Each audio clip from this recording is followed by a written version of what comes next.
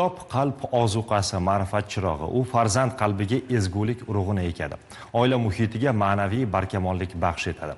Toshkent viloyatida Ma'rifat bayrami eng kitobxon oila ko'rik-tanlovining viloyat bosqichi bo'lib o'tdi. Tafsilotlar muxbirimiz lavhasida.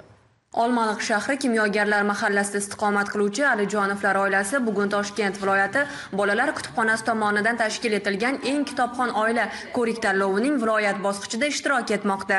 Dastavval Olmaliq shahrimizda bo'lib o'tgan tanlovda qatnashdik.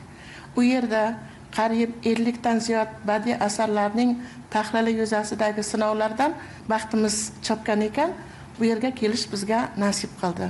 O'zim o'qish bilan birgalikda nevaramni ham kitob o'qishga da'vat qilyapman. Zero kitob o'qigan inson hech qachon kam bo'lmaydi. Mazkur tanlov bevosita oilalar o'rtasida kitobxonlik madaniyatini oshirishga qaratilgan bo'lib, 20 ta tuman va shahardan eng munosib ko'rilgan oila vakillari bugun kuch sinashmoqda.